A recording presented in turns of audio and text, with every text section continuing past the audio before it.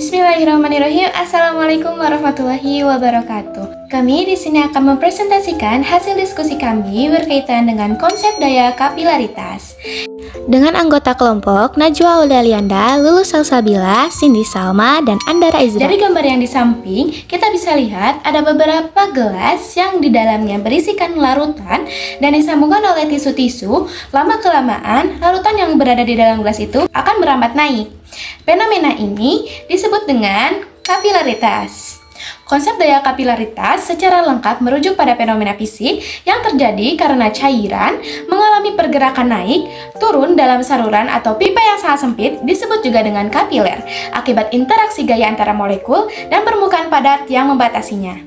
Gambar di samping ada air dan raksa. Gambar pertama ada wadah yang berisikan air dan dimasukkan oleh pipa kapiler, yang mana air yang di dalam pipa kapiler lebih tinggi permukaannya daripada air yang berada di dalam wadah.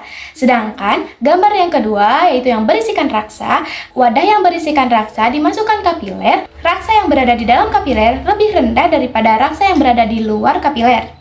Gambar yang pertama, wadah yang berisikan air adalah gaya adhesi, yang mana gaya adhesi ini lebih besar daripada gaya kohesi, yang mana gaya adhesi adalah gaya tarik antara molekul cairan dari permukaan padat sampai bersentuhan dengannya. Sedangkan, contoh jika air berada di dalam pipa kaca, air akan menempel pada permukaan kaca karena gaya adhesi antara molekul air dan molekul kaca.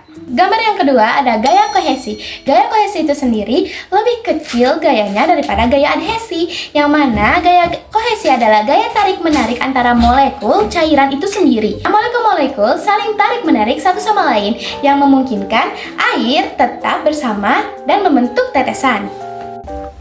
Oke, selanjutnya ada fenomena kapilaritas.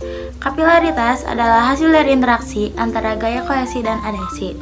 Ketika sebuah cairan ditempatkan dalam pipa yang sangat sempit atau pipa kapiler, terjadi dua kemungkinan berdasarkan interaksi gaya-gaya ini. Kemungkinan yang pertama, jika gaya adhesi antara cairan dari permukaan pipa lebih besar daripada gaya kohesi antara molekul-molekul cairan, cairan akan naik ke dalam pipa seperti yang terjadi pada air dalam pipa kaca. Sebaliknya, jika gaya kohesi lebih besar daripada gaya adhesi, cairan akan turun dari pipa seperti yang terjadi pada air raksa dalam pipa kaca. Untuk selanjutnya ada tegangan permukaan. Tegangan permukaan adalah fenomena yang menyebabkan permukaan cairan bertindak seolah-olah ia dilapisi oleh lapisan elastis yang tipis.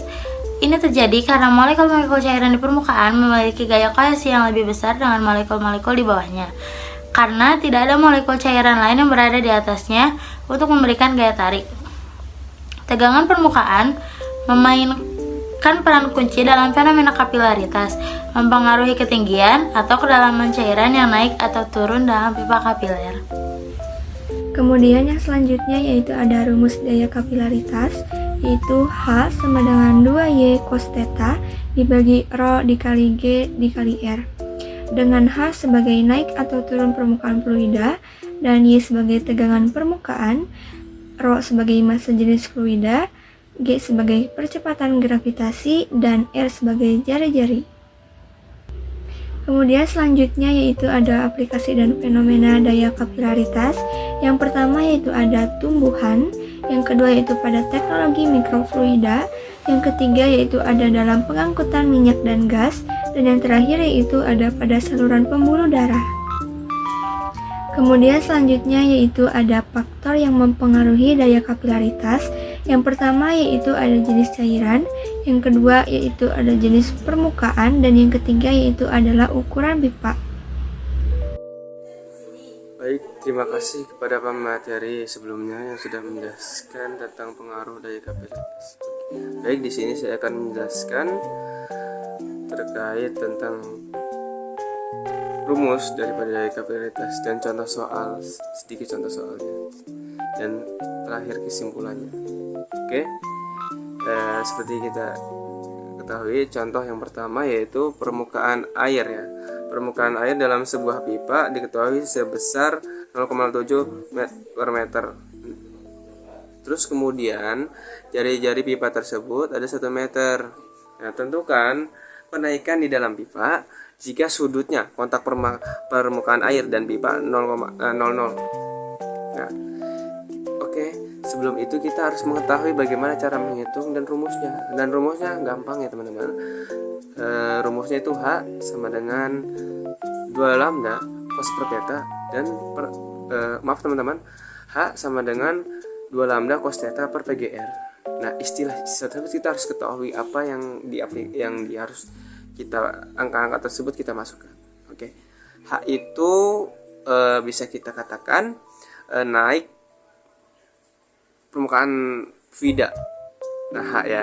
Sedangkan lambda itu menunjukkan bahwasanya tegangan permukaan. Nah, sedangkan sudut theta itu sudut kontak. Ya. Kalau F itu massa jenis, P itu massa jenis, maaf. Sedangkan G itu percepatan gravitasi dan R jari-jari daya kapiler. Nah, langsung saja kita masukkan saja. H sama dengan ya 2 kali 0,07 meter per meter Newton per meter.